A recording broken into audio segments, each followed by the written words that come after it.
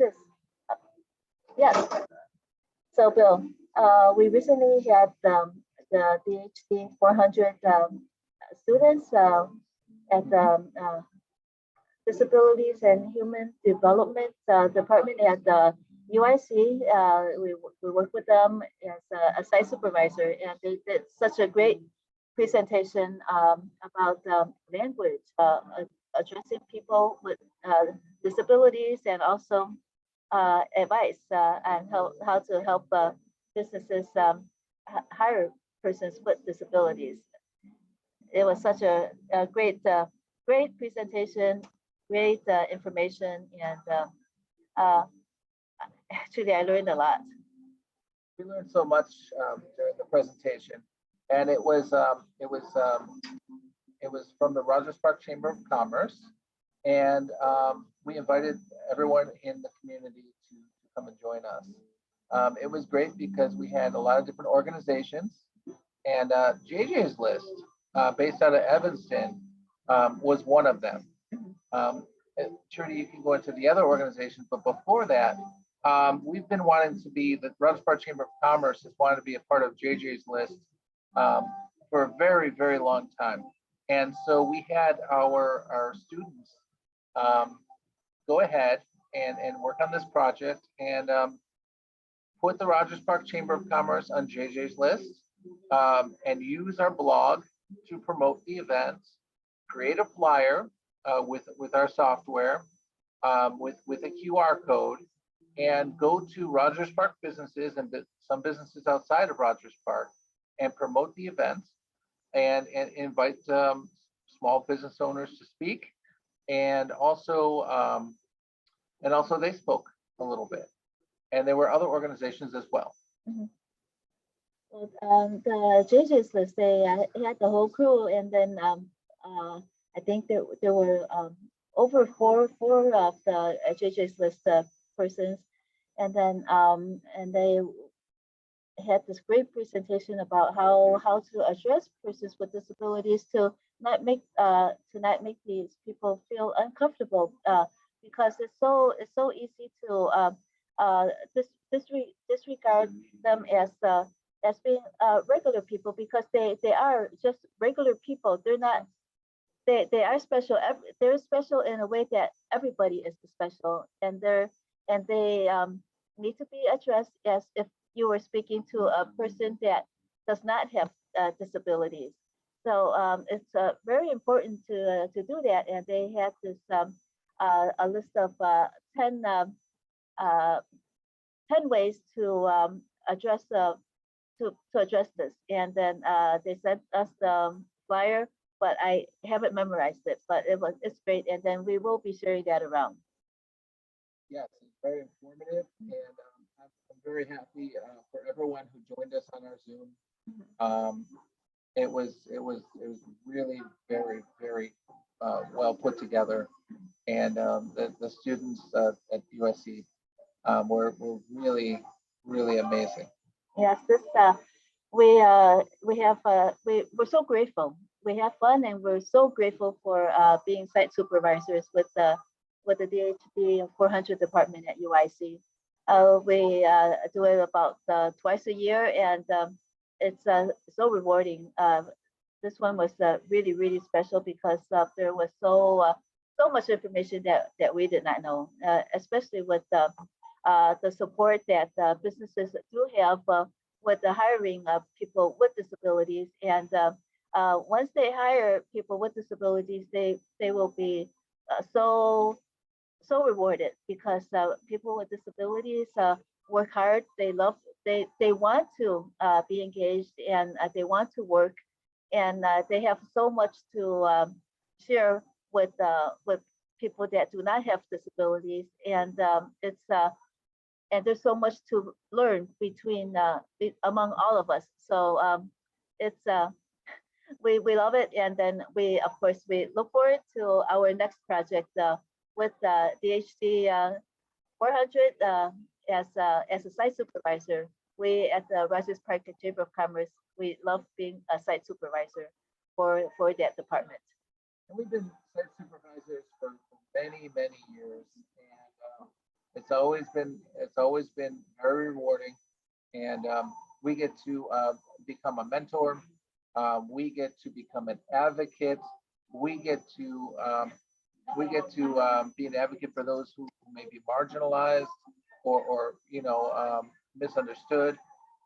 We get to educate our community and our small business owners as to the benefits of hiring people with disabilities and how to, the ADA accessibility rules and how to properly convert your small business to become ADA accessible by law. And one of the things that the businesses didn't really understand at the beginning was how loyal and dedicated and what good workers some of these people with disabilities could be. They really want to work, and if they apply themselves and we can assist in getting them the job. um, you know, we believe that these small business owners will, at least most of the time, keep the employee for a very long time. It'll be a great relationship and a great work environment. And the small business owners, one of the fears from the small business owners is that maybe that the environment, the facility won't be correct for this endeavor. But what they learned, what we learned, and then what we showed and taught the small business owners over these years is it doesn't cost so much to make your facility more accessible for people who are disabled. It could be changing a chair, changing the desk height, something as simple as that, putting in a ramp on your staircase. I believe that can be temporary. It doesn't have to be a big construction project. Or maybe have, if there's something that the worker cannot accomplish, like just switching up the tasks a little bit. So really, it's a mutually beneficial arrangement, and we're very happy to do it. We've hosted job fairs over the years, once a month. Before pre-pandemic, it was once a month, and even bi-monthly. And we've done it at restaurants and at the Rogers Park branch of the library, Clark Street, and the old Leona's, all kinds of different places. The Teal Room and the Glenwood and everywhere. So this just goes along with our commitment to help job seekers who are searching for employment, and to support our small businesses who are seeking good, loyal, committed, talented, and employees who really want to work and will really benefit the business. Right now, everywhere we're hearing the employers cannot find the employees that they need. They really should consider hiring people with disabilities, because there is so much support for them. Accommodations is not as difficult or as expensive as on the surface that it may seem to be. And as Bill stated, we learned that it's okay to switch up tasks, because a person with disabilities may be excellent in some skills, but of course there is some of the skills that the person with the disability is limited in. So it is okay for a coworker to do more of what the person with disabilities cannot do, but the person with disabilities could take on some of the tasks that the person without disabilities does, and it's not that hard. The most important thing is the communication, if to discuss, and then if there's something that either side does not understand, to not be afraid to pose the questions, find the answers, work together, find a solution, and the resources are there. There are many levels of government will provide these resources to help businesses hire people with disabilities. For small businesses, it seems that a lot of them have are family owned, and it's hard for them to hire out. But small businesses hire 75% of all workers in the U.S. So they they are among the businesses that we hear that they can't find enough workers to do the job.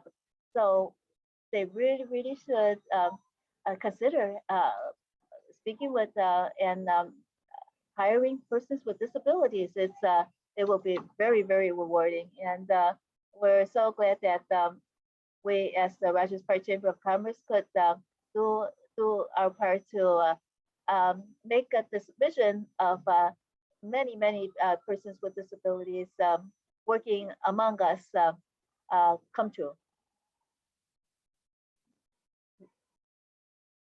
Thank you so much for watching Thank this you. one, and I hope you have a wonderful day or evening.